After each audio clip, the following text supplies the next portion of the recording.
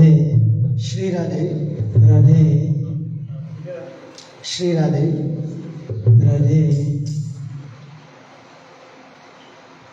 राधे श्री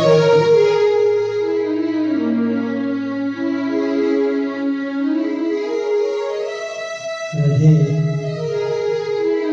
राधे या रामचंद्र भगवान राधे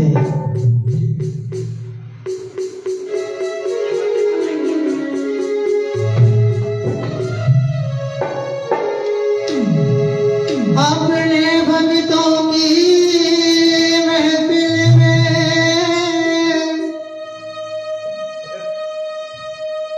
होने दो शामिल मुझे,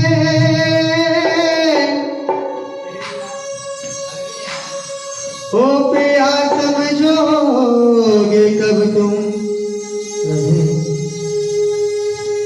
प्यार के काबिल मुझे। राधे राधे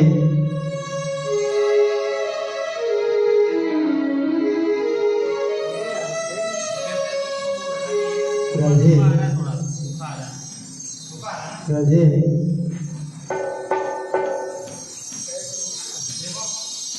राधे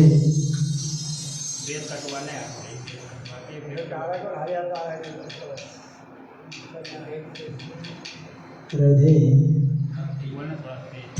राधे राधे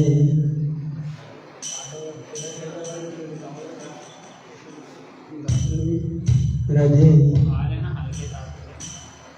राधे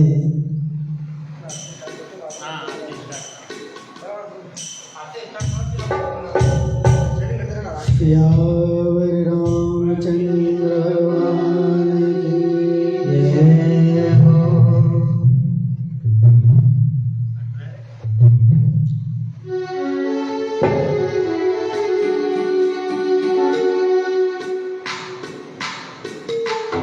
मन में बसा तेरी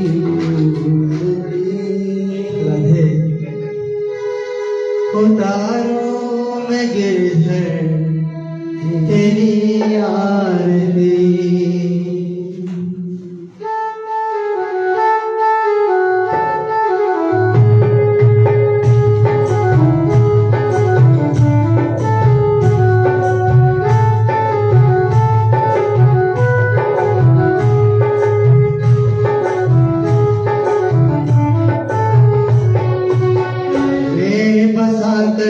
तेरी मूर्ति उतारूं मैं रघुवर तेरी आरती। मैं बसा कर तेरी मूर्ति उतारूं मैं रघुवर तेरी आरती। करुणा करो कष्ट हरो ज्ञान दो भगवन, भव में फंसी नाव मेरी तार दो भगवन। करुणा करो कष्ट हरो ज्ञान दो भगवन, भव में फंसी नाव मेरी तार दो भगवन। दर्द की दवा तो मेरे पास है, दर्द की दवा तो मेरे पास है। जिंदगी दया की है भीख मांगती। मेरे बसा कर तेरी मूर्ति उतारूं मैं गिरधर तेरी आरती।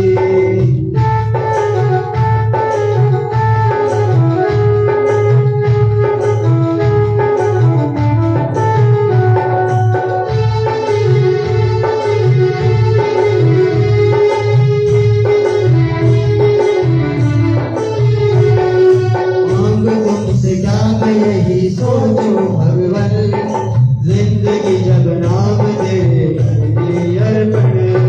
मांग तुमसे क्या मैं यही सोचूं भगवन, जिंदगी जब नाम तेरे कर दी अर्पण। सब कुछ तेरा कुछ नहीं मेरा, सब कुछ तेरा कुछ नहीं मेरा। चिंता है तुझको प्रभु संसार की, बता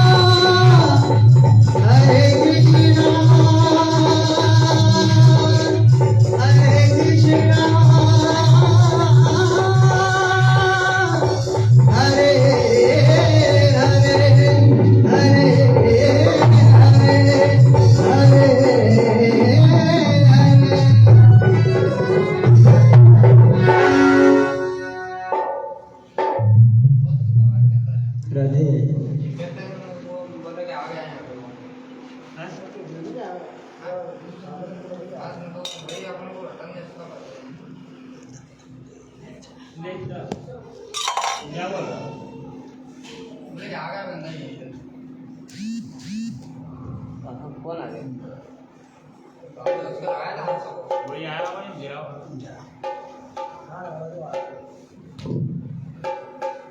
सियावर रामचंद्र भगवान की जय।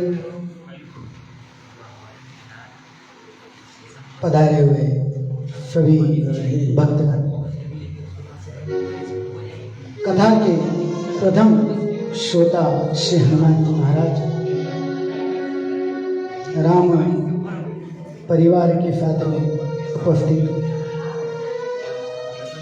मर्यादा पुरुषोत्तम भगवान श्री राम, लक्ष्मण जी, भरत और शत्रुघ्न लला के साथ में कथा में आकर के विराजमान हो। सतगुरु सच्चिदानंद संत सिंगा जी महाराज के श्री चरणों में प्रणाम करते हुए आज मर्यादा पुरुषोत्तम भगवान श्री राम की द्वितीय दिवस की कथा प्रारंभ हो रही है।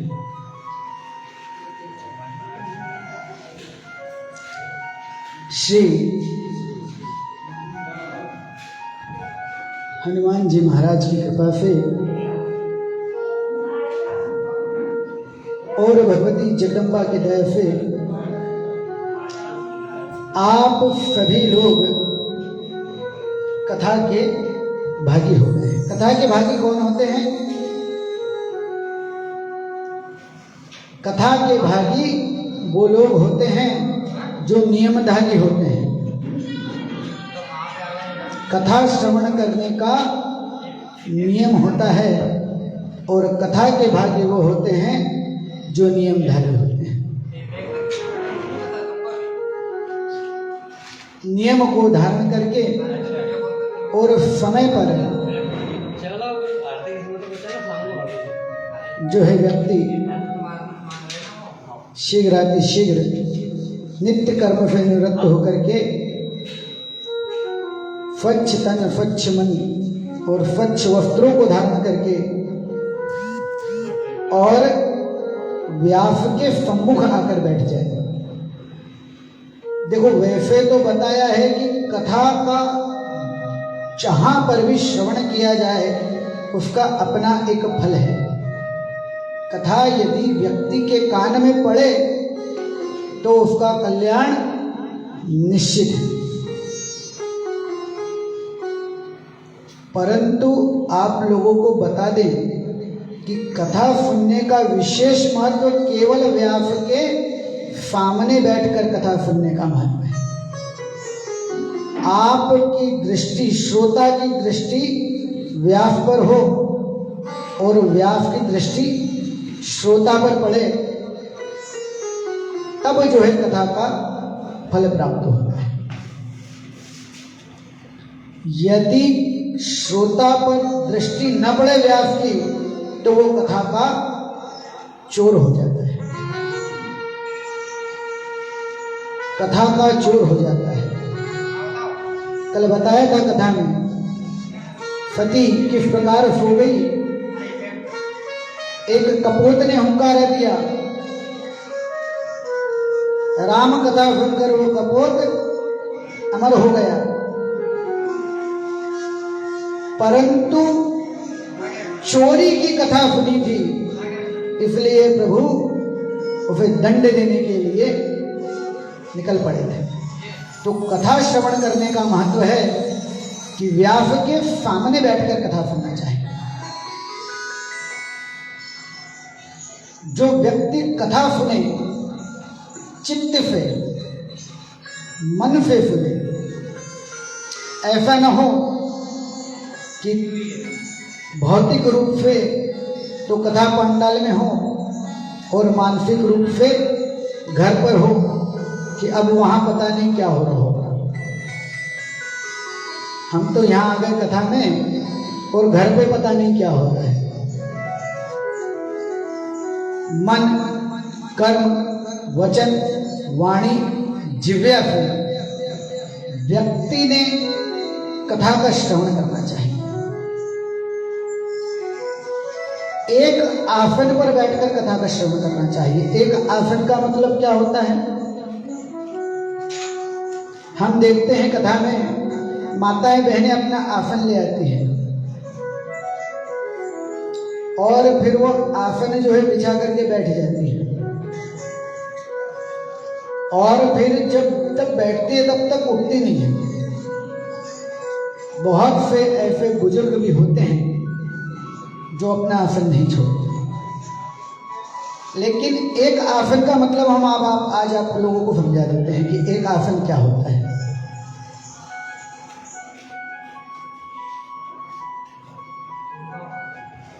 एक आसन का मतलब होता है व्यक्ति अपना एक आसन सिद्ध कर ले। सिद्ध कर ले मतलब उसी आसन पर वो बैठकर पूजा करे। कब करे? जब वो त्रिकाल संध्या करे, ब्रह्म संध्या करे, मध्यांतरी करे, तब वही आसन होना चाहिए। अपने आसन को कभी किसी को दूसरे को नहीं देना चाहिए बैठने के लिए। अपना आसन, अपना वासन और अपना शासन। जो व्यक्ति अपने आसन को सिद्ध कर लेता है, केवल जो गुरुमुखी हैं उनके गुरु महाराज उनके आसन पर बैठने के अधिकारी हैं। बाकी अपने आसन पर किसी को स्थान नहीं देना चाहिए। उसको बैठने के लिए अपना आसन नहीं देना चाहिए। वो होता है एक आसन। लेकिन यदि आप ऐसी जगह पर हैं जहां पर आपके पास में आपका आसन उपलब्ध नहीं है, तो शास्त्र ने 7 प्रकार के आसन बताए हैं। कमला आसन से लेकर के पद्मासन तक 7 प्रकार के आसन बताए हैं, जिसमें पूजा के लिए ये जो अभी हम बैठे हुए हैं, माताएं बहनें बैठी हुई है, इसे पद्मासन कहते हैं। इस पद्मासन पर बैठना चाहिए। ये मूल आसन है। इसे कहते हैं एक आसन। कि जो पद्मासन पर बैठ जाए तो फिर पद्मासन टूटना नहीं चाहिए। ये होता है एक आसन। तो एक आसन पर बैठकर कथा श्रवण करना चाहिए। आज जगत गुरु संत सिंगा जी महाराज की कृपा से आप कथा श्रवण करने आ गए हैं। सतगुरु का आप लोगों पर विशेष आशीष है, विशेष अनुकंपा है। आपके बुजुर्गों की, माता पिता की अनेकों पुण्य उजागर हुए हैं, तभी आप लोगों को राम कथा मिल रही है। सबको नहीं मिलती राम कथा। माता सती को अधूरी मिली, परिणाम सबको पता है क्या होगा। कल कथा यज्ञ विध्वंस तक आ गई थी। यज्ञ विध्वंस हो गया था। माता सती ने योगाग्नि से देह भस्म कर ली थी। भगवान शिव उस पार्थिव शरीर को लेकर जब तांडव विनाश लीला करने लगे, जब तांडव करने लगे, सृष्टि का विनाश होने लगा, तब भगवान विष्णु ने अपने सुदर्शन चक्र से माता सती का पार्थिव शरीर खंडित किया। जहां जहां वह पार्थिव शरीर गिरा, 52 हिस्सों में वो पार्थिव शरीर गिरा और 52 शक्तिपीठों की स्थापना हुई। अनेक प्रकार से 52 शक्तिपीठों की स्थापना हुई। देवताओं ने अनेक प्रकार से भगवान की वंदनाएं की, पूजा की और भगवान शिव को किसी प्रकार से शांत किया। यज्ञ पर आए, यज्ञ पर आकर के और फिर राजा दक्ष को बकरे का फर लगाया गया। आप लोग देखते हैं ना कि बकरे की बलि होती है, क्यों होती है? क्योंकि वो अहंकार है। जैसा प्रजापति दक्ष को अहंकार था, वैसा ही वो अहंकारी जो है बकरा होता है। उसी अहंकारी प्रतीक की जो है हम बलि देते हैं, अपने अहंकार की हम बलि देते हैं।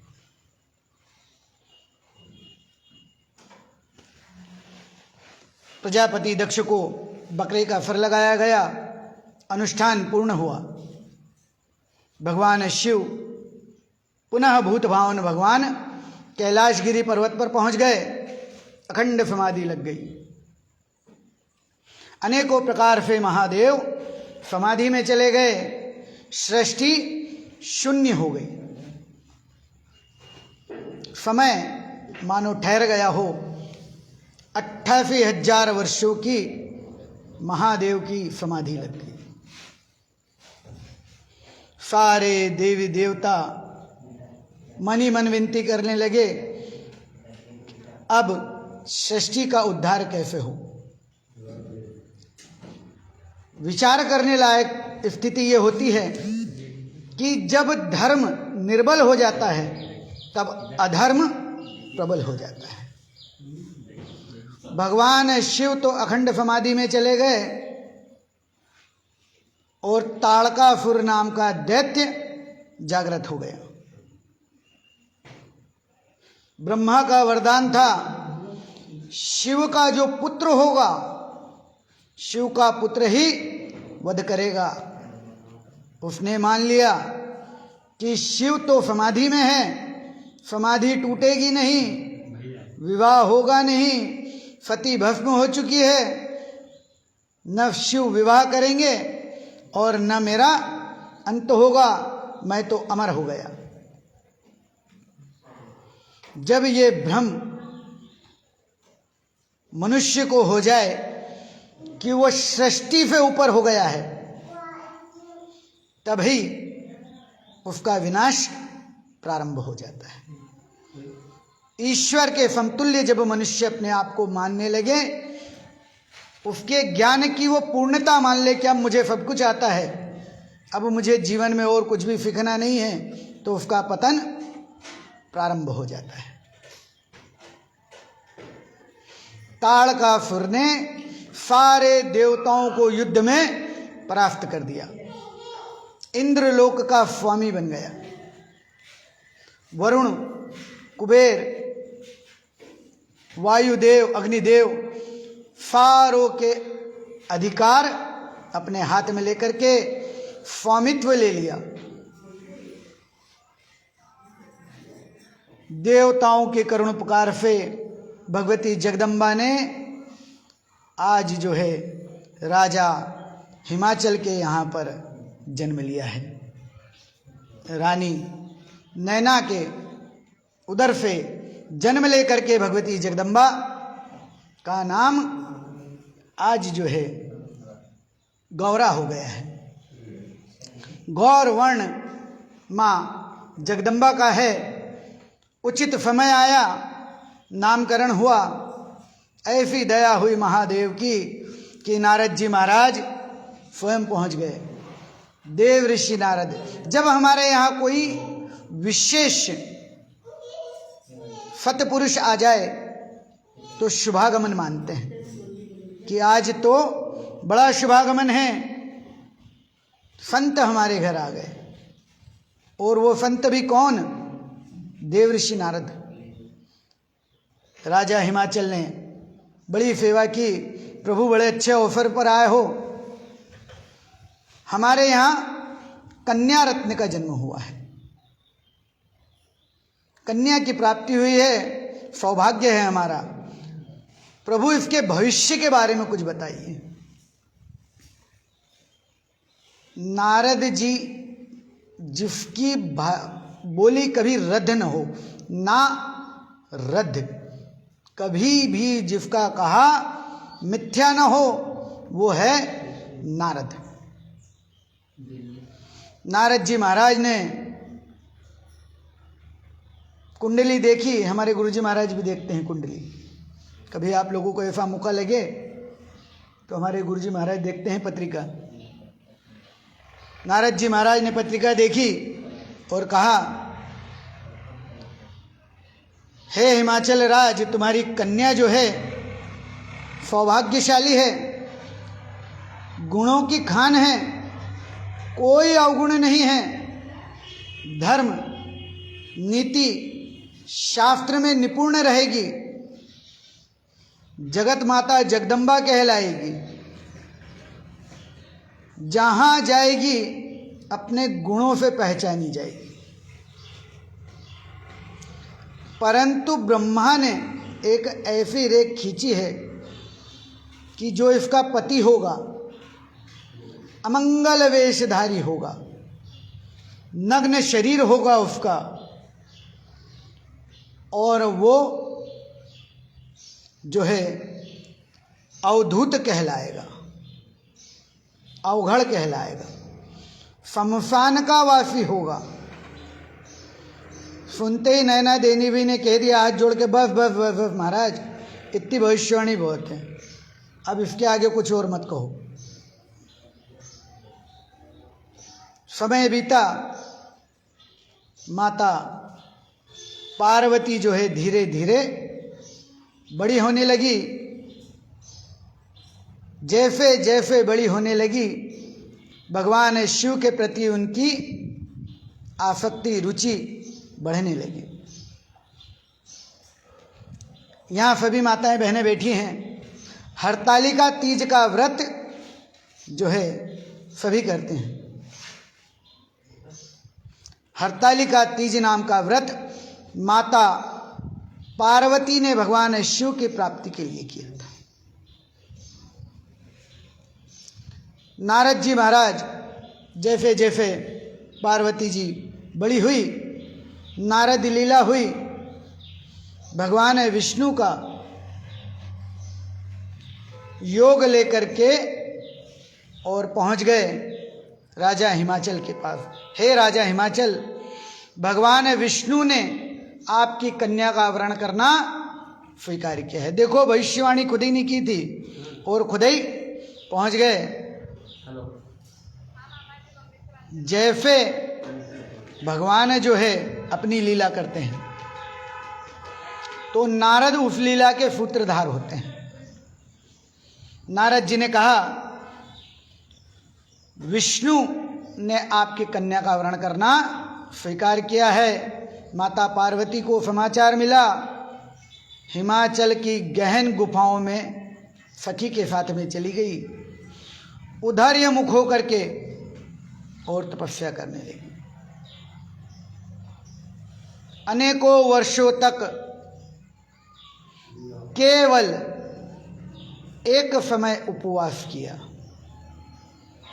भगवान शिव नहीं रिझे। आज के समय में कलयुग में हम कहते हैं भगवान शिव तो बड़े भोले हैं, एक लोटा जल चढ़ाओ और रिझ जाते हैं, बड़े भोले हैं। जो अर्धांगिनी है, जगत माता जगदम्बा है, सती का ही अवतार हैं, पार्वती हैं, 88,000 वर्षों की उपवास किया, भगवान शिव नहीं माने।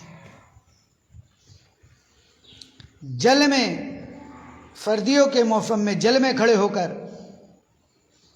गर्मी में चट्टानों पर, वर्षा ऋतु में खुले आसमान के नीचे खड़े होकर के और उन्होंने अनेकों प्रकार से उपवास किया। केवल वायु का सेवन करने लगे तब भी भगवान शिव प्रसन्न नहीं हुए। जब वायु भी छोड़ दी और जब वायु छोड़ करके केवल श्वास पर अपना जीवन यापन करने लगी माता, तब भगवान शिव जो है अवतरित हुए, वरदान दिया कि मैं ही पति के रूप में प्राप्त होऊंगा। वरदान देकर अंतर्ध्यान हो गए। सप्त ऋषियों को समाचार मिल गया कि राजा हिमाचल की बेटी पार्वती भगवान शिव के लिए उपवास कर रही है। सप्त ऋषि जो है परीक्षा लेने आ गए, अनेकों प्रकार से शिव के बारे में कहने लगे कि अरे देवी, वो जिसे शिव कहते हैं ना, अमंगल वेशधारी है, शमशान में बसता है, हिमालय पे कुछ भी नहीं है, न वहाँ पर खाने को मिलेगा, न वहाँ पर रहने की व्यवस्था है। आज हम जब हमारी बेटी का विवाह करते हैं ना, तो सारी चीज़ों को देखते हैं, क्या करता है लड़का, तो भगवान शिव बोले कोई काम ही नहीं करते, केवल तपस्या करते हैं हिमालय पर बैठकर, कोई काम नहीं करते। फिर बोले कितना बड़ा मकान है, तो बोले भगवान शिव के पास मकान ही नहीं है, एक टीले पर बैठे हैं। क्या कमाता है, कुछ नहीं कमाते, कमाना छोड़ो, पहनते भी नहीं हैं। खाते क्या हैं, अरे बोले काहे का खाते हैं, 28,000 वर्षों की तो तपस्या कर लेते हैं, तो क्या खाना पीना। और तो बोले और परिवार में भी है, एक बैल बांध रखा है, एक शेर है, नाग बाबा घूमते रहते हैं। तो देवी, ऐसे व्यक्ति से विवाह होगा तो तुम्हारा वैवाहिक जीवन मंगलमय नहीं होगा।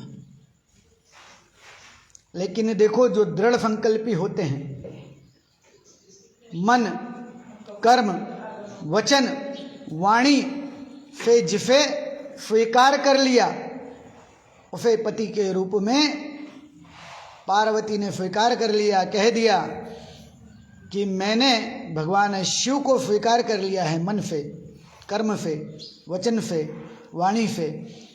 वो जैसे भी हैं, देवादिदेव महादेव, वही मेरे पति होंगे।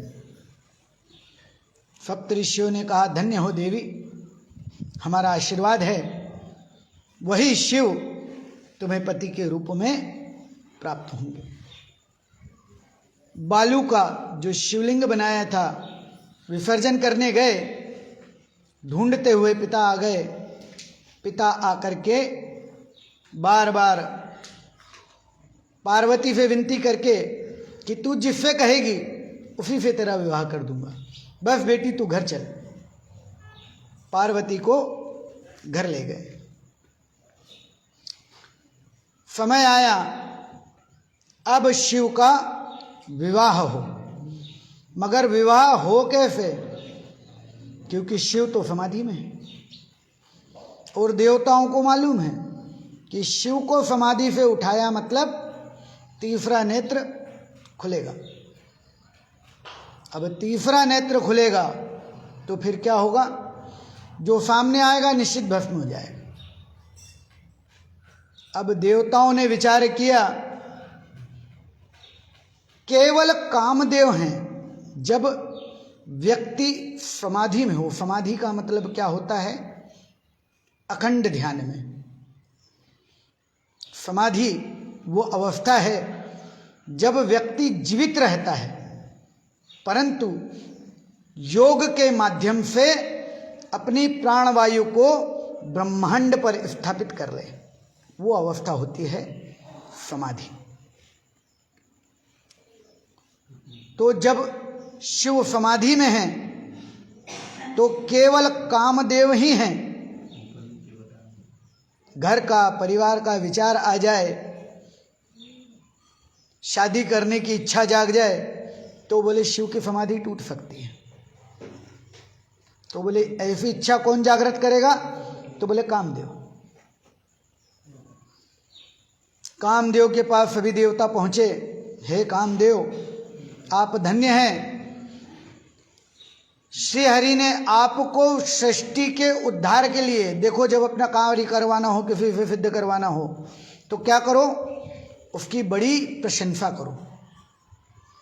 इतनी प्रशंसा करो, इतनी प्रशंसा करो जिसको अपनी भाषा में क्या कहते हैं, मक्खन लगाना, है ना, बड़ा मक्खन लगाया। ऐसी प्रशंसा करो, प्रशंसा से तो देवता प्रसन्न हो जाते हैं, तो व्यक्ति भी हो जाएगा।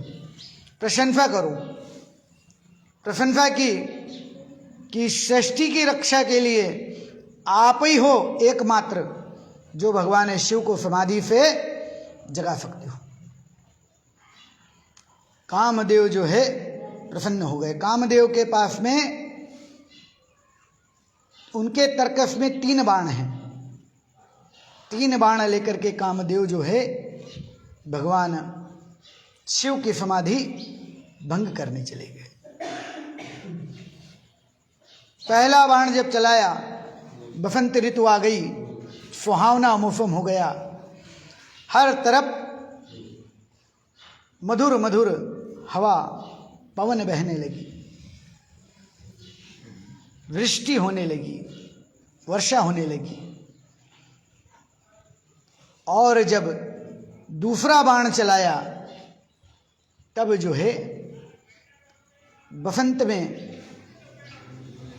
अनेकों प्रकार से पशु पक्षी सब काम वासना में लिप्त हो गए। सारी सृष्टि ही मानो परिवार बनाने के लिए आतुर हो गए।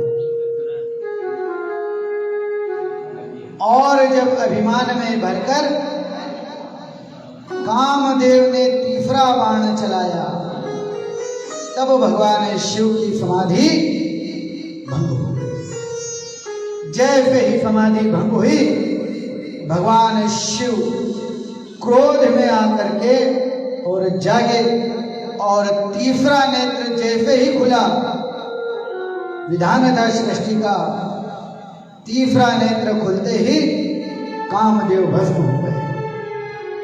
सारे देवता एकत्रित हो गए, पाहि माम पाहि माम पाहि माम, हे प्रभु रक्षा करो रक्षा करो रक्षा करो, हे जगत पिता हमारी रक्षा करो, हम आपके शरण में हैं, हे शरणागत वत्सल, हे भक्तवत्सल भगवान हमारी रक्षा करो। अनेकों प्रकार से भगवान की वंदना करने लगे। भगवान शिव प्रसन्न हो गए।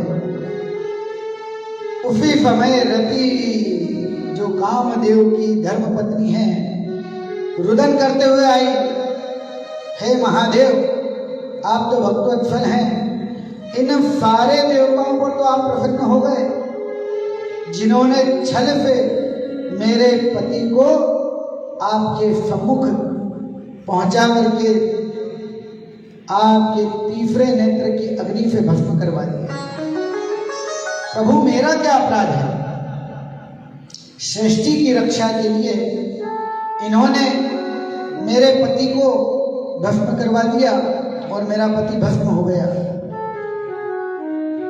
जब काम नहीं तो रति नहीं, और जब रति नहीं तो सृष्टि नहीं। प्रभु मैं भी काम के साथ में सती हो जाऊंगी, अपने प्राण त्याग करूंगी। भगवान शिव ने वरदान दिया कि हे देवी, द्वापर युग में जब भगवान कृष्ण जन्मेंगे तब उनके पुत्र के रूप में कामदेव का जन्म होगा, जिसका नाम पदुन्य होगा। हे देवी, तब तुम्हारा मिलन कामदेव से होगा और उसके बाद कभी भी तुम्हारा विछोह कामदेव से नहीं होगा। वरदान दिया। अब देवता जो है विचार करते हैं कि समाधि तो खुल गई, कार्य कैसे सिद्ध हो? क्योंकि समाधि खुलवाने का उद्देश्य तो केवल एक ही था, ताड़कासुर का वध। भगवान शिव को वियोग है, वैरागी हो गए हैं। अब विवाह कैसे करेंगे? सब विष्णु के पास जाते हैं, प्रभु कुछ करो। भगवान के मन में कुछ विवाह का विचार हो, ये विवाह करेंगे तब जो है इनकी संतान होगी, और जब इनकी संतान होगी तभी जो है ताड़कासुर का वध होगा, और जब ताड़कासुर का वध होगा ना तभी जो है हमारा उद्धार होगा। प्रभु हमारा तो उद्देश्य ही है। श्री भगवान शिव के मन में विवाह के प्रति रुचि जागृत करते हैं। विष्णु ने मन में, भगवान शिव के मन में केवल विष्णु का वास है, और विष्णु के मन में शिव का वास है। विष्णु जब विचार करे तो स्वतः ही शिव के मन में वो विचार जाग जाता है। भगवान विष्णु ने भगवान शिव को विवाह के लिए प्रेरित किया। सारे देवी देवता जो है भगवान शिव के पास में जाते हैं, प्रभु हम आपकी सारी लीलाएं देखी है, आपका विवाह नहीं देखा। आपकी विवाह की लीला देख करके प्रसन्न होना चाहते हैं। भगवान शिव ने कहा, भैया विवाह की लीला देखना है तो विवाह के योग्य कन्या भी होना चाहिए। बोले कन्या हमने देख रखी। महाराज हिमाचल की पुत्री जो है, माता मैना की पुत्री जो है पार्वती, वो आपके योग्य है, उसी से आपका विवाह जो है हम करवाएंगे। भैया जब सभी कुछ देख रखा है तो मुझसे क्या चाहते हो? बोले प्रभु आप तो केवल विवाह के लिए अपनी हामी दे दो, ऐतराज मत करना। भगवान शिव ने विवाह स्वीकार किया। सप्त ऋषियों को भेजा गया और सप्त ऋषियों ने राजा हिमाचल को जाकर के संदेश दिया, भगवान शिव विवाह के लिए न्योता दे भेजा है। जब कुकू पत्रिका, पहले क्या होता था, आज के समय में भी हम उसे लगन टिप कहते हैं, कुकू पत्रिका कहते हैं। जब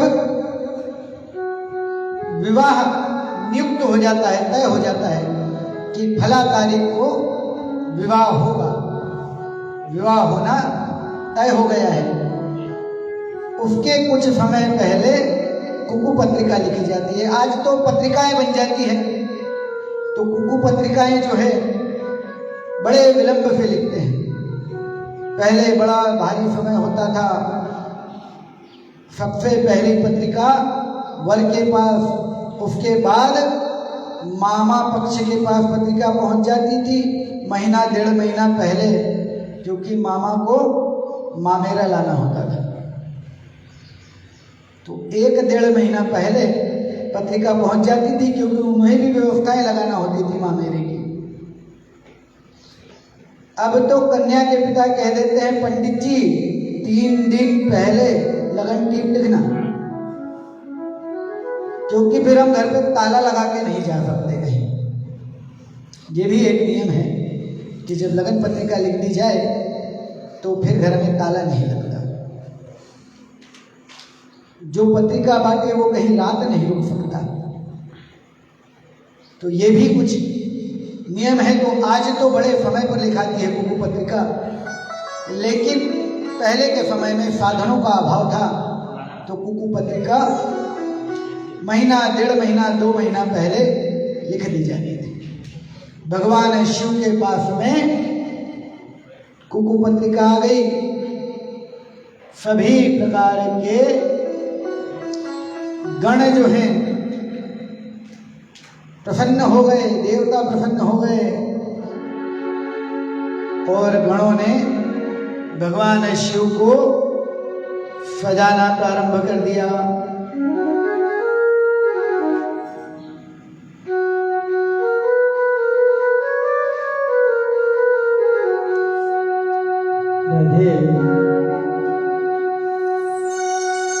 लियाले दूल्हे में मतवाले दूल्हे में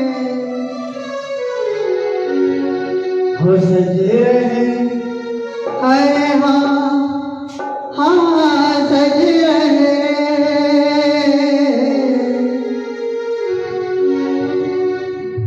सज रहे भोले बाबा निराले दूल्हे सज रहे भोले बाबा निराले दूल्हे निराले दूल्हे मेरे मतवाले दूल्हे निराले दूल्हे मेरे मतवाले दूल्हे सज रहे भोले बाबा निराले दूल्हे सज रहे भोले बाबा निराले दूल्हे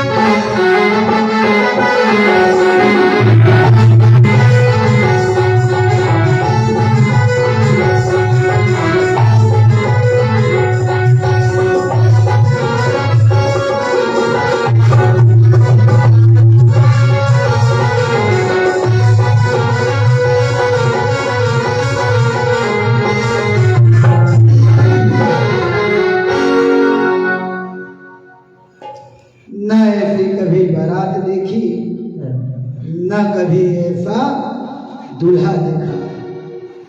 ऐसी बारात सजी, ऐसी बारात सजी कि ना उसके पहले कभी ऐसी बारात सजी थी और ना उसके बाद कभी ऐसी बारात सजी। क्या थी उस बारात की विशेषता? भगवान शिव जो है अवघड़ी बाघंबरी कैलाश के वासी भूत बावन भगवान है। भूत भावन भगवान जो भूतों को भी भाते हैं, प्रेतों को भी भाते हैं, सांसारिक भी जिनको प्रेम करते हैं, ऐसे भगवान शिव जो हैं, ऐसे भगवान शिव जब दुल्हा बने तो परिवार में उनके, हमने बताया था ना कल, उनके परिवार में कौन कौन है? नंदी है, भृंगी है और भूतों की टोली है। इनके किसी के भी विवाह नहीं हुए, लेकिन विवाह देखे सबने। अनुभव सबको है कि शादी में होता क्या है। आप सब भी माताएं, बहनें, पिता समतुल्य, दादा समतुल्य, सारे पुरुष माताएं बैठी हुई हैं। आप लोगों ने भी निश्चित ही विवाह देखा। तो सारे लोग विचार करने लगे, भगवान शिव के गण, कि यार सब चीज तो ठीक है, शादी तो तय हो गई और बारात भी चलना है, लेकिन ऐसे थोड़ी जाएंगे, थोड़ा सजना चाहिए दुल्हे ने, तब तो बारात का मजा। तो बोले क्या करें? तो बोले देखो, मैं एक जगह चोरी से, एक भूत कहता है, मैं एक जगह चोरी से गया था शादी देखने, तो मैंने वहां देखा था। क्या देखा था? बोले जो दूल्हा होता है ना, वो बहुत सारा पाउडर लगाया होता है। अब बोले ये क्या चीज होती है? भैया क्या चीज होती है ये तो नहीं मालूम, लेकिन पाउडर होता है सफेद रंग का। दूसरे ने कहा इतनी क्या बड़ी बात है? बोले अभी मैं लेके आता हूं। वो गया तो चिता से भस्मी उठा लाया। भगवान शिव को पूरे शरीर पर भस्मी लगा दी और महादेव केवल बैठ करके भक्तों को आनंद दे रहे हैं। पूरे शरीर पर भस्म लगा दी। बोले भैया पाउडर लग गया, अब क्या करना चाहिए? तो बोले अब कपड़े पहनाना चाहिए। तो बोले कपड़े कैसे? तो बोले कपड़े ऐसे होंगे दूल्हा बिल्कुल सबसे अलग दिखेगा, निराला दिखना चाहिए, अलग दिखना चाहिए। तो बोले क्या करें? तो एक गया तो बागंबर ले आया। बोले बागंबर पहना देते हैं। बागंबर पहनकर महादेव जो है महादेव लगे। बागंबर पहना दी। एक बोला भैया गले में माला भी होना चाहिए, माला से शोभा होती है। तो दौड़ कर गया, भुजंग को उठा लाया। भुजंग उठा करके भगवान के गले में भुजंग की माला पहना दी। सारे भक्त जो हैं, इसीलिए भगवान शिव को भोला कहते हैं। इतने भोले हैं, केवल भक्त जो कर दे उसी में प्रसन्न जो हो जाए वही भोलेनाथ। अपने भक्तों को आनंद ले रहे हैं। बोले कान में भी कुछ होना चाहिए, तो बिच्छू लाकर लटका दिए। बोले सब तो ठीक है, लेकिन अब इस हेयर स्टाइल का क्या करें? भगवान के बाल तो बड़े बड़े हैं और फैले हुए हैं और इसमें गंगा भी है। ये जहां जाएंगे वहां सब जल फैल जाएगा, सब तरफ जल ही जल हो जाएगा। तो एक ने कहा इसमें क्या बड़ी बात है? बोले दूसरा भुजंग लाया और भुजंग पे भगवान शिव की जटाओं को बांध दिया। भगवान शिव की जटाएं बांध दी। सुंदर भगवान का रूप बन गया। नंदी श्रृंगी भंगी कहने लगे भैया सब तो ठीक है, लेकिन जब विवाह होता है ना तो विवाह में भोज भी होता है, भोजन भी होता है। तो बोले भोजन का क्या करें? तो बोले भोजन का एक काम करो, बोले भांग ले आओ। भांग लाई गई, भांग पी गई, सबने तो पी, महादेव को भी मन भर के भांग पिलाया। और जब महादेव ने भांग पी ली, नंदी पर सवार होने लगे। तो नंदी कहते हैं भगवान आगे तो मैं देख रहा हूं, आप ऐसा करो पीछे मुंह करके बैठो, क्योंकि अपने साथ जो है ना सब भूत प्रेत हैं, तो ये कहीं ऐसा ना हो कि काम बिगाड़ दे। तो बोले आप पीछे मुंह करके बैठ जाओ। तो पीछे मुंह करके बैठोगे तो सब पर नजर रहेगी और सब सोचेंगे कि भगवान हमको देख रहे हैं। हम मनुष्यों के बाद में एक ही बात है, जब हम पुण्य करते हैं, धर्म करते हैं, कोई विशेष दान करते हैं, तो हमारे मन में भाव होता है कि भगवान हमको निश्चित ही देख रहा है, तो इस पुण्य का फल हमें निश्चित मिलेगा। लेकिन जब कोई पाप कर्म करते हैं, झूठ बोलते हैं, छल करते हैं, पड़पंच करते हैं, तब हम विचार कर लेते हैं कि हमें कोई नहीं देख रहा, हम तो यहां अकेले हैं। लेकिन आप लोगों की जानकारी के लिए एक विशेष बात बता देते हैं। ईश्वर ने इस अखंड ब्रह्मांड पर दो लोगों को छोड़ रखा है गुप्तचरी के लिए, जासूसी के लिए। एक श्रवण और एक श्रवणा, दोनों पति पत्नी। पुरुष जो विचार करता है, अच्छा विचार करे या बुरा विचार करे, एकांत में करे या पंच में करे, वो श्रवण जो है, चित्रगुप्त नाम का एक अकाउंटेंट रख रखा है भगवान ने, लेखापाल जिसे कहते हैं, जो सारा बही लिखता है, हमारे सारे कर्मों का हिसाब लिखने वाला वह हमारा खातेदार, उसे जाकर के बता देते हैं कि इस भला व्यक्ति ने ये बात विचार की, सुविचार था तो सुविचार में लिखा जाता है, कुविचार होता है तो कुविचार में लिखा जाता है। ये पुरुषों के साथ होता है। और नारी के साथ क्या होता है? जो श्रवणा होती है, वो श्रवणा नारियों के सारे विचार गुप्तचर को जाकर बताती है। और चित्रगुप्त, वो चित्रगुप्त नारियों के सारे हिसाब जो है देता है। विचार करना चाहिए, जिनके हजारों हजारों हजारों अनगिनत नेत्र हैं, ब्रह्मांड में जो सर्वव्यापी है, ऐसा कोई ब्रह्मांड में स्थान नहीं जहां पर ईश्वर और मृत्यु न पहुंचे। एक समय एक कौवा एक डाल पर बैठा हुआ था और उसी समय वहां पर यमराज उसके सामने से निकले और उस कौवे को देख करके मुस्कुराने लगे। जैसे ही कौवे ने देखा यमराज देख करके मुस्कुराना है, कौवे को लगा कि अब मेरा अंतिम समय आ गया।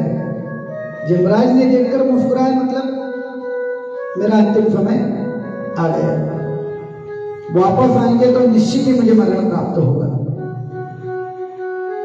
उसके मित्र थे हंस, हंसों के पास गया, कहा यार आप लोग मेरे मित्र हो, अपनी मित्र धर्म को निभाओ। यमराज अभी मेरे को देख करके गए हैं और देख करके मुझे मुस्कुरा रहे थे, हंस रहे थे, इसका मतलब निश्चित ही मेरा मरण है। वापस जब आएंगे ना तो मुझे मृत्यु को प्राप्त होना पड़ेगा। तो बोले हमसे क्या चाहते हो? तो उसने कहा एक काम करो, आप मुझे 100 योजन दूर छोड़कर आ जाओ, तो मैं 100 योजन दूर रहूंगा ना तो मेरा मरण नहीं होगा। हंसों ने कहा ठीक है, मित्र धर्म है, मित्र का एक ही धर्म है, मित्र की सहायता करना, मित्र की सहायता करना, यही एक मित्र का धर्म है। हंसों ने उसे 100 योजन दूर ले जाकर छोड़ दिया। हुआ क्या, यमराज 100 योजन दूर ही उसका इंतजार कर रहे थे। जैसे ही कौवा वहां पहुंचा, यमराज देखकर जोर से उपहास करने लगे, जोर से ठहाका मार के हंसने लगे। अब कौवे ने विचार किया, प्रभु वहां मुस्कुरा रहे थे, यहां हंस रहे हो, कारण क्या है? बोले भैया कौवे, कारण ये है कि ब्रह्मा ने तेरी मृत्यु 100 योजन पार लिखी थी, तू अनेकों जन्मों तक उड़ता तो भी 100 योजन नहीं आ सकता, और तुझे देखकर मैंने मुस्कुराया इसीलिए था कि ये तो यहां है, ब्रह्मा ने इसकी मृत्यु 100 योजन दूर लिखी है, मुझे अपने प्राण हरने के लिए 100 योजन दूर जाना है, मैं वहां पहुंच जाऊंगा और ये वहां पर कैसे पहुंचेगा? तो हे कौवे, तुम मृत्यु के समय पर हंसों का सहारा लेकर और अपनी मृत्यु के पास स्वयं ही चला है। 100 योजन दूर तू यहां पर अपनी मृत्यु के लिए आ गया। इसीलिए कहते हैं मृत्यु और ईश्वर जहां न हो ऐसे ब्रह्मांड में कोई स्थान नहीं। अखंड ब्रह्मांड में ईश्वर और मृत्यु कहीं पर भी हो सकते हैं। अखंड ब्रह्मांड में सब देव प्रभु हैं और सभी देव मृत्यु है, जीवन के लिए स्थान है, मृत्यु के लिए कोई स्थान नहीं है। किसी भी स्थान पर मृत्यु आ सकती है। ऐसा ईश्वर ने जो है विधान लिखा है। अब शिव जो है नंदी के ऊपर पीछे मुंह करके बैठ गए, सारे जो है बारात लेकर चले। भगवान विष्णु ने देखा, अजब दूल्हा गजब बारात। ब्रह्मा जी से कहा, ब्रह्मा जी ऐसे बारात के साथ गए ना तो कन्या तो छोड़ो, भोजन भी नहीं मिलेगा। ये सब लोग जो है इस प्रकार से यदि जाएंगे तो बोले फिर क्या करें? तो बोले सब लोग अपना अपने समाज के साथ चलो, महादेव को अपने हिसाब से आने दो और अपन अपने अपने रथ और सारी चीजें लेकर के चलो। अपना अपना समाज सजा लिया और अपना अपना समाज सजा करके सारे लोग बारात लेकर चले हैं। तो जब बारात लग गई, नगर के समीप आ गई जब बारात, तो क्या होता था? पहले जो बुजुर्ग होते थे ना, गांव के बुजुर्ग, वो गांव के बुजुर्ग बारात की अगवानी के लिए नगर के बाहर आ जाते थे। बारात की अगवानी होती थी और जनवासे में बारात को ठहराया जाता था। इसलिए कहते हैं संस्कृति और संस्कार से जुड़ा रहना चाहिए। अब धीरे धीरे धीरे विवाह संस्कारों में परिवर्तन आता जा रहा है। लोग मध्यांतरी का विवाह या मध्य रात्रि का विवाह में रुचि लेते हैं। संध्या बेला का विवाह करना अरुचिकर होता जा रहा है। श्रेष्ठ बेला बताई है संध्या की बेला। दो भोली बेला में विवाह होना श्रेष्ठ बताया। ऐसा श्रेष्ठ विवाह होना चाहिए जब भगवान विष्णु और लक्ष्मी का विवाह हुआ है। वो गोधली वेला है। बारात जैसे नगर के समीप आई, बुजुर्गों की अगवानी करने लगे। गांव के बुजुर्ग वहां पर थे। विष्णु के दल को देखा, सब प्रसन्न हो गए। अरे वाह, क्या बारात है। जब बारात ऐसी है तो दूल्हा कैसा होगा। भगवान विष्णु को ही जो है गंधाक्षर करने लगे। गंधाक्षर हुआ। भगवान विष्णु ने कहा, दादाजी देखो, हम दूल्हा नहीं, दूल्हा तो जो है पीछे आ रहा है। अच्छा, दूल्हा पीछे आ रहा है। जब अगवानी में बारात ऐसी है तो दूल्हा कैसा होगा।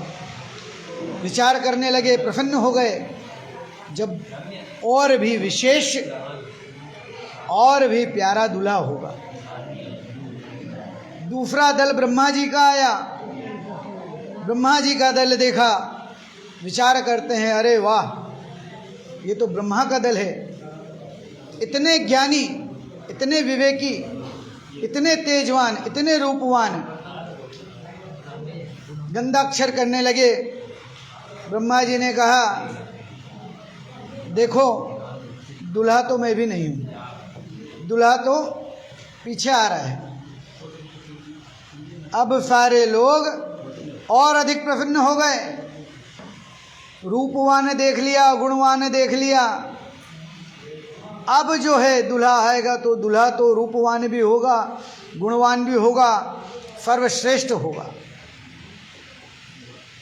लेकिन जब भगवान शिव का दल आया और जैसे ही भूत, प्रेत, डाकनी, सापनी, चुड़ैले, पिशाचने जब नगर में आई, सारे नगरवासी भय के कारण स्थान छोड़कर भागने लगे, भयभीत हो गए। जब दूल्हे को देखा, अमंगल वेश है, अद्भुत रूपधारी है और भांग पिया हुआ है। सारे बुजुर्ग कहने लगे, भैया राजा हिमाचल को पता नहीं क्या सूझा था, इतनी गुणवान रूपवान कन्या है और विवाह पता नहीं क्या बात होगी, जो विवाह इस अमंगल वेशधारी से हो रहा है। जैसे तैसे बारात आगे बढ़ी।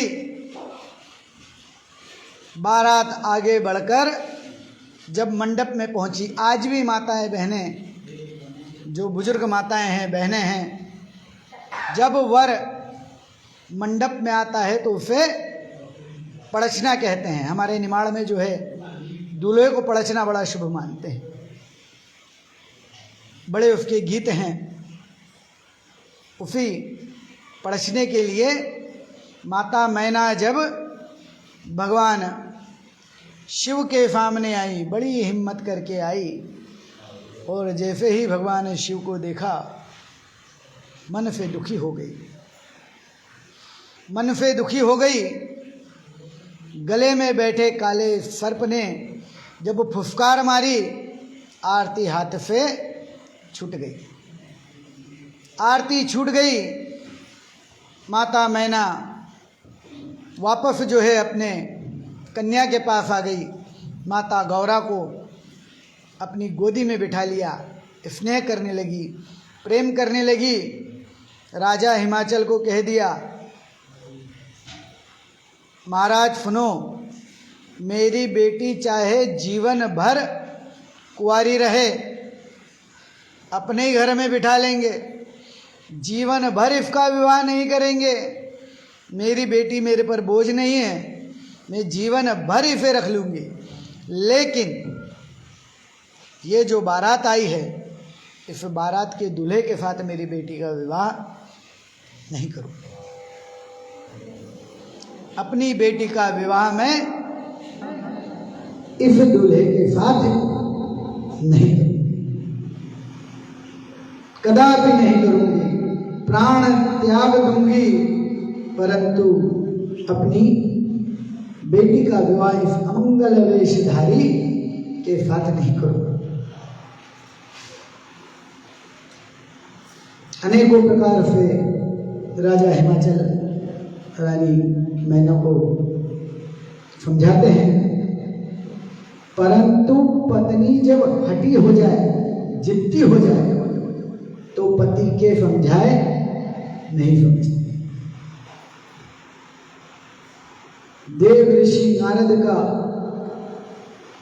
दृष्टांत याद दिलाते हैं, कहते हैं देवी आपको याद है जब देव ऋषि नारद आए थे तो उन्होंने क्या भविष्यवाणी की थी। अब क्रोध में माता है और नारद जी की याद दिला दी। माता कहती है उसने खुद ने तो विवाह किया नहीं, परिवार बनाया नहीं, घर उसका है नहीं, पत्नी उसकी है नहीं, मांग कर खाता है। अरे उसे क्या पता जब पारिवारिक जीवन प्रारंभ होता है तो अनेक चीजें लगती है और वो खुद ही वैरागी है। बांझ नारी कभी प्रसव पीड़ा को नहीं जान सकती। उसने तो भविष्यवाणी कर दी, तो उसकी भविष्यवाणी के कारण मैं अपनी कन्या का जो है भविष्य खराब नहीं करूं। इसके साथ तो मैं अपनी कन्या का विवाह नहीं करूं। लेकिन माता पार्वती कहने लगी कि माता आप शोक न करें, शोक न करें। जो ईश्वर ने लिख दिया है, जो ईश्वर रचित है वही जो है श्रेष्ठ हो, वही ईश्वर रचित भविष्य जीवन जो है बनेगा। माता पार्वती को जब मंडप में लाए, माता पार्वती ने भगवान शिव का रूप देखा। माता मन ही मन जो है मुस्कुराने लगी, कहने लगी कि हे भगवान शिव, हे देवादिदेव महादेव, क्या रूप आपने बनाया है, बड़ा निराला रूप है। इस निराले रूप को देखकर जो है बलिहारी है, उसी रूप को निहार कर माता पार्वती कहने लगी। क्या कहती है माता पार्वती? आइए भजन के माध्यम से हम बताते हैं, आप भी भजन का आनंद लीजिएगा। क्या कहती है माता पार्वती? माता कहती है,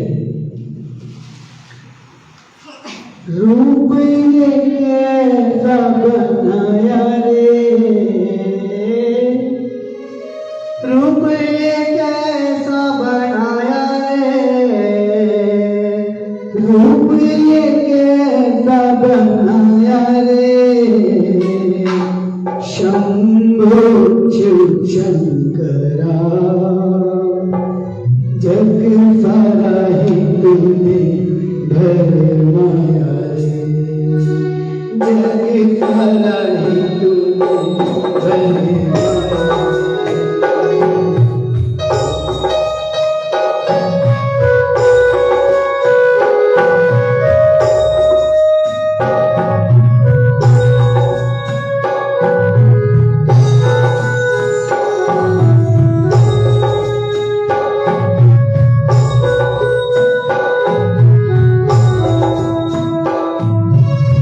रूप ये कैसा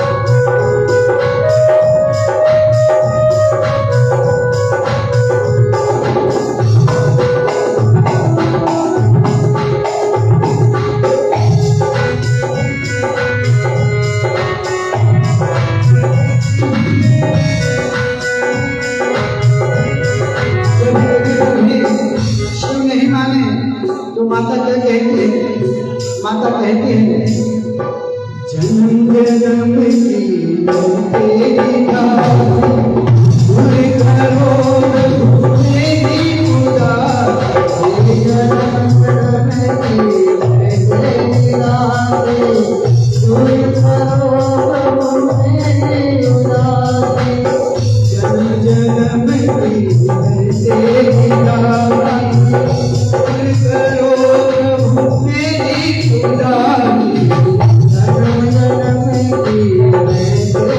Hare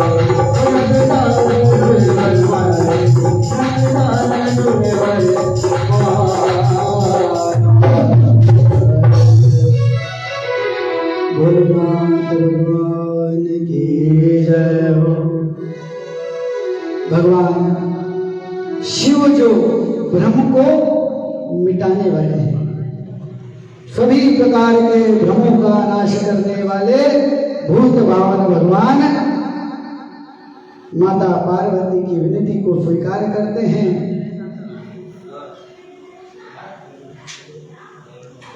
बिल्कुल विनती को स्वीकार किया और विनती को स्वीकार करके अवघड़ी रूप को ध्यान करके और सुंदर रूप बना लिया। सुंदर विवाह हुआ। ब्रह्मा जी जो है अगवानी की और भगवान का विवाह हुआ। जब विवाह होता है ना तो क्या करते हैं, गोत्रोत्सव होता है ब्राह्मणों में। 3 पीढ़ी आगे पीछे की पूछी जाती है। ब्रह्मा जी तो जो है ब्राह्मण के रूप में खड़े हो गए और भगवान शिव से कहते हैं, अब बताओ आपके पिताजी का नाम क्या है। अब जो खुदे जगत के पिता हैं, अब अपने पिता का नाम क्या बताएं। बोले मैं खुद ही अपना बाप हूं, मेरा कोई पिता ही नहीं है। बोले आपका गोत्र कौन सा है, संकल्प होगा। हमारे पंडित जी महाराज भी जब संकल्प करते हैं तो कहते हैं अपने गोत्र का उच्चारण करो। भैया गोत्र कौन सा है आपका, कौन से कुल में कन्या का विवाह होगा, पानी ग्रहण संस्कार होगा, तो कौन से गोत्र में कन्या जाएगी। भगवान शिव ने कहा अब ब्रह्मा जी बस भी करो, मुझी से सारे गोत्र उत्पन्न है, मेरा कोई न आगा है न कोई पीछा है। मनोहर पूर्ण हुए, हास्य पूर्ण हुए। ब्रह्मा जी ने सुंदर वेद मंत्रों के साथ में भगवान शिव का विवाह किया। सुंदर विवाह भगवान शिव का हुआ। आइए झांकी के माध्यम से भगवान शिव और माता पार्वती अवतरित हो रहे हैं। विवाह भगवान शिव और माता पार्वती का हुआ है और भगवान शिव माता पार्वती आज हमारे बीच में है।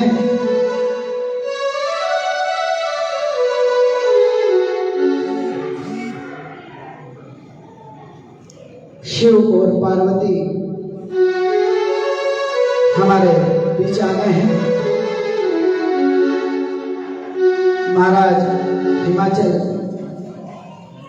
रानी मैना, राधे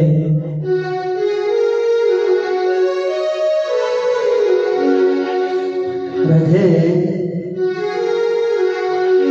हो बने बने दुल्हन,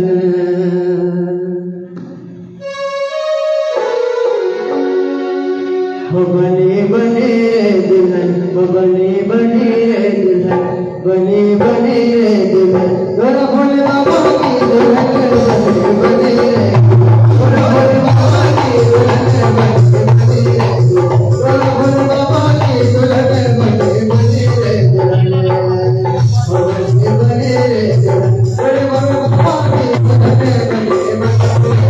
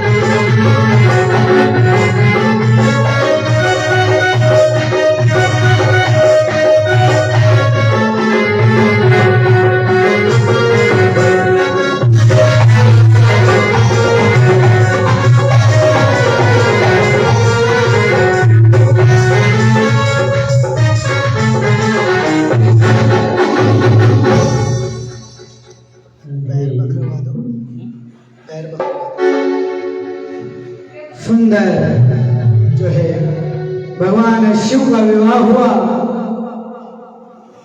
राजा हिमाचल और रानी मैना आज धन्य हो गए स्वयं भूत भावन भगवान दूल्हा बनकर सामने आ गए हैं। सुंदर मंगलाचरण हो रहा है और राजा हिमाचल अपनी कन्या का पानी ग्रहण संस्कार कर रहे हैं। सुंदर मधुर बेला है, मंगलाचरण हुआ, शिव का विवाह पूर्ण हुआ।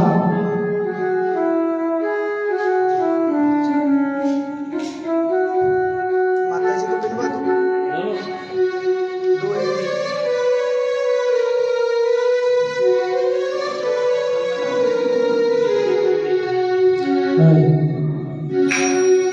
सुंदर विवाह हुआ, अनेक प्रकार से वेदों मंत्रों के साथ में जो है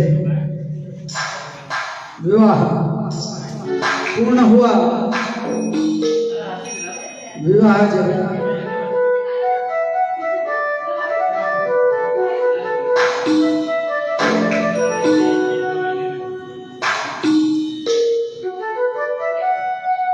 आप सभी लोग देख रहे हैं, भगवान शिव और माता पार्वती सुंदर आपके सामने हैं।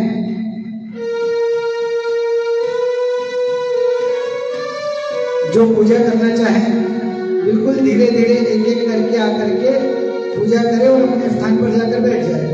मंगलम भगवान विष्णु मंगलम गरुड़ध्वजा मंगलम पुंडरीकाक्ष मंगलाय तनोहरि तदेव लग्नं सुदिनं तदेव ताराबलं चंद्रबलं तदेव विद्याबलं देवबलं तदेव लक्ष्मीपति युगेश्वर। सुंदर बेला में भगवान शिव का विवाह पूर्ण हुआ। माता पार्वती अब अपने घर को चली। घर को चली, भगवान शिव ने विवाह कर लिया। सारे लोग अपने अपने घर चले गए। ब्रह्मा जी ब्रह्मलोक चले गए, भगवान विष्णु वैकुंठ चले गए। अब भगवान शिव विचार करते हैं, देवताओं विवाह तो करवा दिया, अब जब विवाह हो गया है तो पत्नी को कहाँ रखें? हो घरे को सजाओ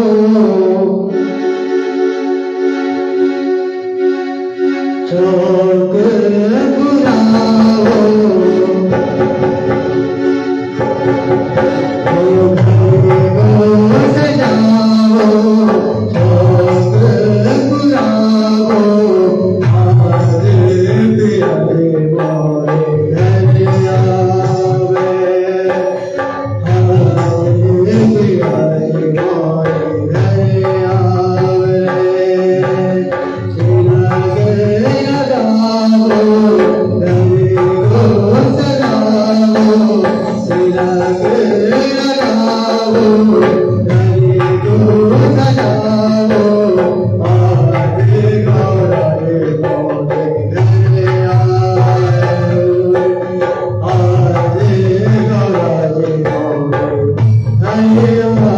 आवे। भगवान शिव विचार कर रहे थे और माता पार्वती जान गई कि भगवान शिव क्या विचार कर रहे हैं। अर्धांगिनी वही जो पति के मन को समझे,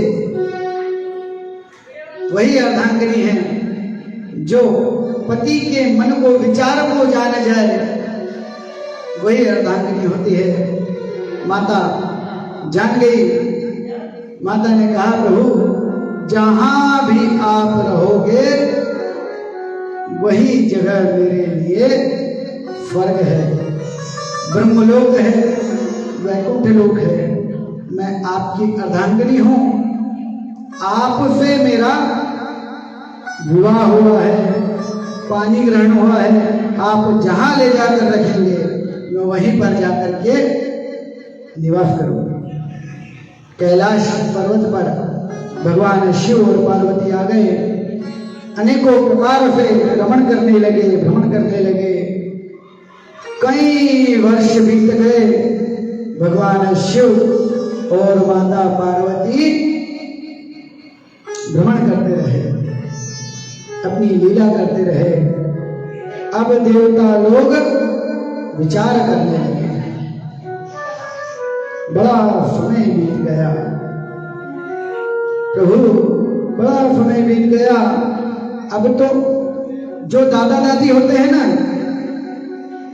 जैसे ही विवाह होता है और पहली बार बहू जो है चरण स्पर्श करती है अपनी सास के, अपने ससुर के, अपने वृद्धजनों के, तुरंत ही सारे लोग कहने लगते हैं अब तो बहुत जल्दी से लल्ला दे दे, अब तो हमको जो है जल्दी से लल्ला दे दे। ऐसा जो है विचार करने लगते हैं। देवताओं ने भी विचार किया, कई वर्ष बीत गए, भगवान का विवाह तो हमने करवाई ही उद्देश्य था कि विवाह हो, विवाह होकर के पुत्र हो और पुत्र ताड़कासुर को मारे। सारे आनंद में ताड़कासुर को श्रोता भी भूल गए और देवता भी कुछ समय के लिए भूल गए थे। विचार किया भगवान क्या किया जाए। सारे देवता मिलकर के भगवान शिव के पास आए, हे प्रभु ताड़कासुर नाम का एक महादैत्य है, वो ब्रह्मा जी ने बता दिया है, आपकी संतान से ही उसका मरण होगा। प्रभु हम बड़े दुखी हैं, सारे अधिकार उसने अपने हाथ में ले लिए हैं। भगवान शिव ने कहा देखो देवताओं, यदि आपने इस उद्देश्य से मेरा विवाह पार्वती से करवाया है कि हम दोनों के मिलन से कोई संतान उत्पन्न होगी, तो मैं आपको बता दूं कि हम दोनों के मिलन से कोई भी संतान उत्पन्न नहीं होगी, कभी भी कोई संतान उत्पन्न नहीं होगी। अब देवता विचार करते हैं कि कामदेव को भस्म करवा दिया, समाधि तोड़वा दी, विवाह करवाया और भगवान कह रहे हैं कि संतान तो उत्पन्न होगी नहीं। प्रभु फिर वो ताड़कासुर कैसा मरेगा। भगवान शिव ने कहा देवताओं, जब समुद्र मंथन हुआ था और सृष्टि की रक्षा के लिए मैंने हलाहल को किया था, देखो आज का समय है, कलयुग है, कलयुग में लोग भगवान